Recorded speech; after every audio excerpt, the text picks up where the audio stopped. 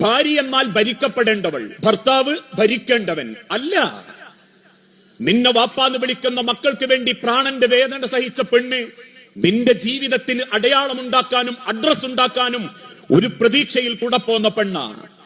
10-22 കൊല്ലം വാപ്പാന്റെ രാജകുമാരിയായി വളർന്ന് അവസാനം നിക്കാഹിന്റെ വേദിയിൽ വാപ്പാന്റെ കൈപിടിച്ച് കബിൽത്തു എന്ന് ആത്മാഭിമാനത്തോടുകൂടി പറയുമ്പോ ഓരോ വാപ്പമാരും ആണിന്റെ കൈ പിടിച്ച് പറയുന്ന ഒരു വാക്കുണ്ട്, എന്റെ മകൾ എന്റെ രാജകുമാരിയാ മോനെ, അവളെ കൊണ്ടുപോയി വേലക്കാരി മാത്രമാക്കരുതേ എന്ന ഒരു വാപ്പയുടെ ഉമ്മയുടെ പ്രാർത്ഥനയുടെ സങ്കടത്തിൽ നിന്ന ഒരു പെണ്ണിനെ നമ്മളെ കയ്യിലേക്ക് കിട്ടുന്നത്.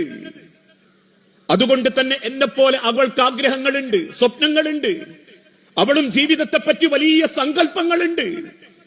ഞാൻ കൂട്ടിക്കൊണ്ടുവന്ന പെണ്ണ് എന്റെ അകത്ത് ചാരത്ത് കിടന്നുറങ്ങുമ്പം നെഞ്ചുപൊട്ടി കണ്ണു നിറഞ്ഞ കിടങ്ങുന്നതെങ്കിൽ ഞാൻ എത്ര ഭംഗിയിൽ ജീവിച്ചാലും എനിക്കെത്ര സൗന്ദര്യമുണ്ടെങ്കിലും ഈ ലോകത്താരും മോഹിക്കുന്ന ഒരാണായി ഞാൻ മാറിയിട്ടുണ്ടെങ്കിലും അള്ളാഹുവിന്റെ തിരുദൂതൻ ഓർമ്മപ്പെടുത്തി, ആണുങ്ങളിൽ ഏറ്റവും നല്ലവൻ വീട്ടിലുള്ള പെണ്ണിനോട് ഏറ്റവും മര്യാദക്ക് പെരുമാറുന്നവനാ.